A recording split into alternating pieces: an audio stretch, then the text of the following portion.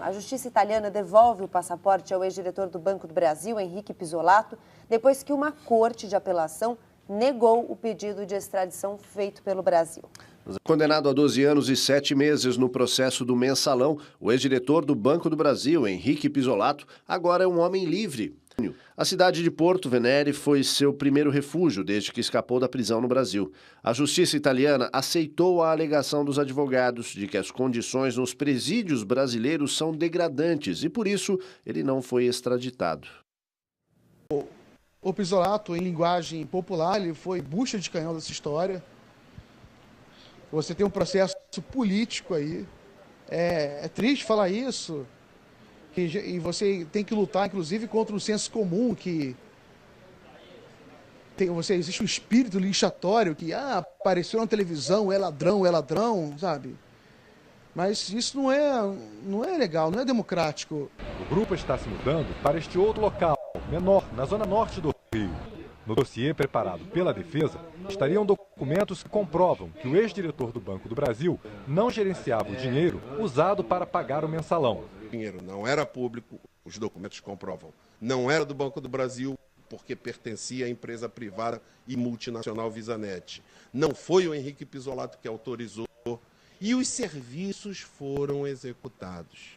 A defesa alega ter documentos que não foram considerados pelo Supremo Tribunal Federal. Por isso, Pizzolatto fugiu em busca de um julgamento que considerasse mais justo na Itália. É nosso amigo? É, mas muito mais de ser nosso amigo, além disso, o que nos move é um sentimento de defesa do Estado Democrático de Direito. Porque nós não estamos pedindo ajuda para um amigo. Nós estamos pedindo, faça-se justiça à luz dos documentos. Não se pode desconhecer que os recursos oriundos do Visanet, de que agora se trata, eram de propriedade do Banco do Brasil. Será? Uma ação penal é composta de apensos. No caso da P470, eles são mais de 500. Em um deles está o regulamento do Fundo de Incentivo Visanet. Nesse regulamento pode ser lido: o Fundo de Incentivo Visanet é criado e mantido com recursos disponibilizados pela Visanet. E ainda, a Visanet sempre se manterá como legítima proprietária do Fundo de Incentivo Visanet. Dizer que os recursos eram propriedade do Banco do Brasil, portanto, não é verdade. Daí a fragilidade, a meu ver, do principal argumento. Para a caracterização do crime de peculato, basta que o funcionário público detenha a posse dos recursos em razão do cargo. No caso, os depósitos de 73.851.000 na conta da DNA Propaganda só ocorreram porque assim determinou o réu Henrique Pizzolatto. Será? Lendo o regulamento do fundo, fica claro que somente a pessoa indicada para ser o gestor do fundo terá poderes para preparar, assinar e encaminhar a Visanet as propostas. Portanto, o gestor, e somente o gestor, tinha esse poder. Esse gestor, entre os anos de 2002 e 2005, foi Léo Batista dos Santos, gerente de cartões da diretoria de varejo. Léo Batista dos Santos, que era da diretoria de varejo, encaminhava as solicitações à Visanet para que pagasse a empresa de propaganda. A diretoria de varejo era responsável por definir as estratégias para vender o cartão Visa, indicar o gestor e solicitar o uso do dinheiro do fundo. Onde está Henrique Pizzolatto nessa história? Lá na diretoria de marketing. Ele não era o gestor, muito menos podia liberar o uso da verba da Visanet. Em alguns documentos, sua assinatura aparece junto a de outros diretores e gerentes, mostrando que a decisão nunca podia ser tomada sozinha. Daí a fragilidade, a meu ver, do principal argumento.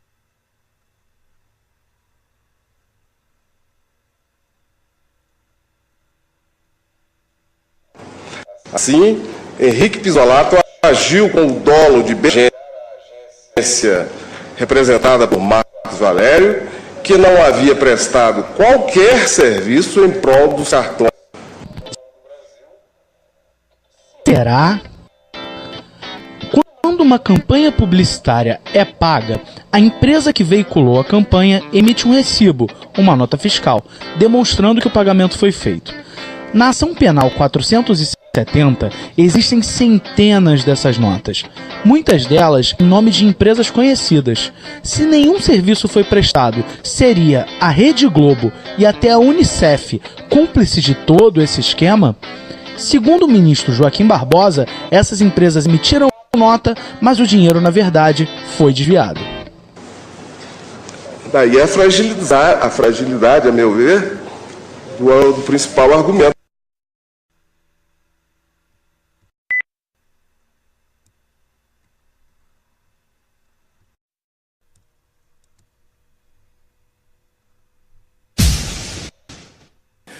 Ainda assim, não se pode desconhecer que os recursos oriundos do VisaNet, de que agora se trata, eram de propriedade do Banco do Brasil.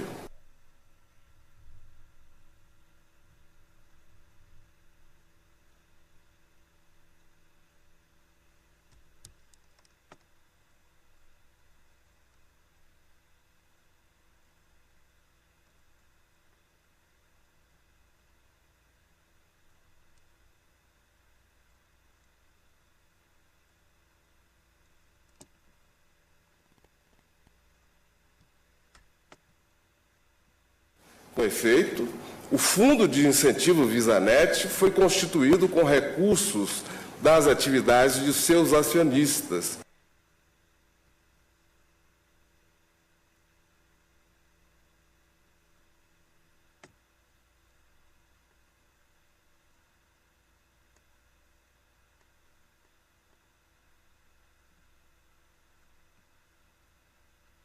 Ai, meu Deus.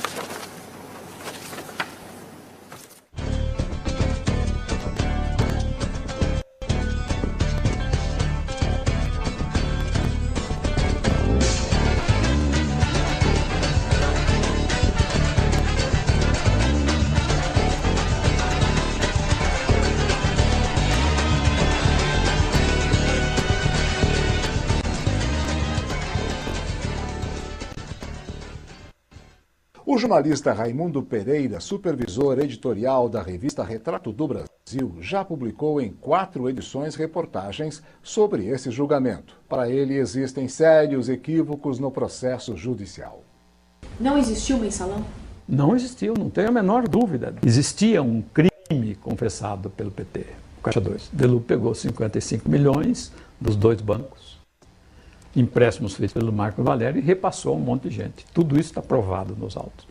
E estava provado há 7 anos atrás. Podia ter havido cassações de mandatos, mas a oposição mais conservadora, especialmente a grande mídia mais conservadora, que liderou esse processo, ela foi construindo uma tese. Porque no Brasil, infelizmente, a política é feita muito assim. As pessoas querem estar de bem com essa grande mídia, que, a despeito de tudo, ela manda. Todos os principais jornais do país e todas as principais televisões do país, de alguma maneira, embarcaram nessa tese. Alguns, como a Globo e a Veja, embarcaram de corpo e alma nessa tese, né, que é falsa. Porque o pilar delas é esse desvio de dinheiro público, que não existe. No caso do Joaquim Barbosa, que conhece esse processo, fez dele um trampolim para a sua carreira. Ele deveria ser acusado pela acusação que fez, porque ele não examinou os autos como um juiz deve fazer. Aliás, ele não é juiz. Ele foi sempre procurador, ele sempre foi acusador. E foi assim que ele agiu. E ele agiu errado, sem a menor dúvida. A lei penal brasileira é clara, você não julga pelos indícios. Os indícios você pode usar, mas você tem que condenar baseado em provas. Eles inverteram isso. Como eles não têm provas, julgaram só com base em indícios. E inventaram a teoria que o João Paulo Cunha, o Zé Dirceu são um dos mais poderosos do Brasil. Qualquer intelectual sério sabe que você não faz um debate assim como o Barbosa fez. Tinha que ter primeiro debatido, é Caixa 2 ou é mensalão? Quais são os aspectos fundamentais das duas teses? E aí você ia ver que o fundamental da tese deles era que houve um desvio de dinheiro público. E provar isso, não há essa prova. E não tem a menor dúvida que isso foi para você criminalizar o Partido dos Trabalhadores. Está havendo um movimento de pessoas, de jornalistas, e nós estamos fazendo a parte jornalística desse trabalho. Esse movimento, se cresce, ele pode anular esse aspecto central do julgamento. Ai, meu Deus.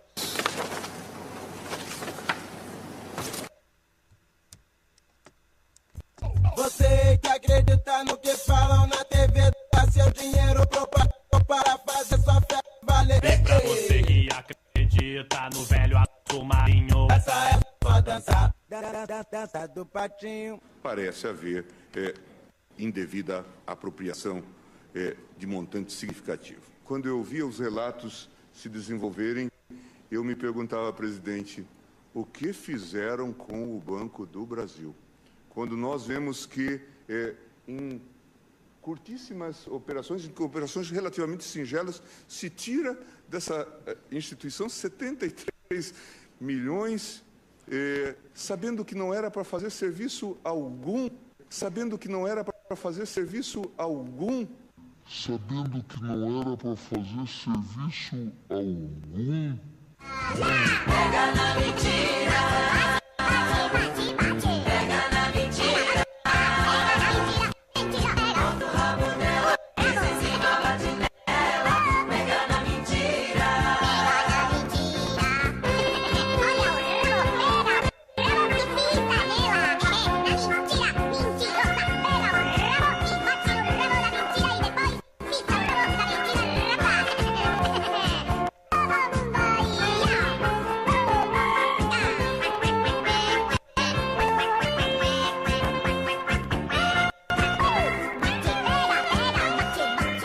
Se diz isso, inclusive, não era para prestar serviço.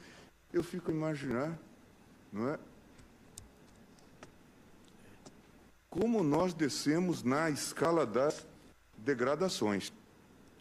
É realmente um fato extremamente grave e que faz com que nós nos tornemos reflexivos.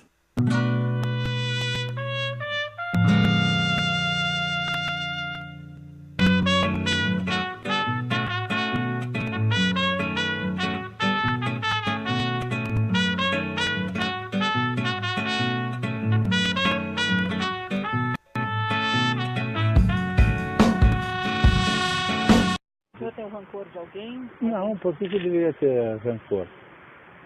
Tem indiferença. Rancor não leva a nada a ninguém. Rancor para quem? Para ficar doente? Para ficar mal? Eu não. Eu tenho pena das pessoas que fizeram isso. Pessoas que agem com prepotência, de pessoas que têm soberba.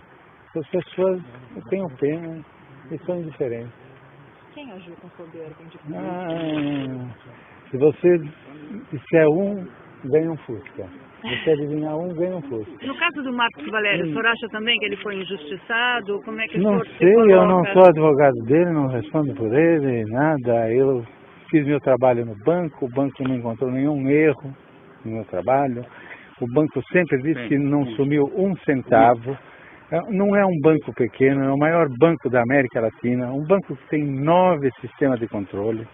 Na minha diretoria tinha compliance, tinha uma diretoria de controle, tinha auditoria interna, tinha auditoria externa, tinha conselho fiscal, tinha conselho de administração, tinha comissão de valores imobiliário, tinha tribunal de contas da União, tinha assembleia de acionistas e como o banco tem ações em Nova York, tinha que prestar conta inclusive ao sistema norte-americano. Ninguém encontrou um centavo que tivesse sumido desviado em 10 anos. O que vocês acham?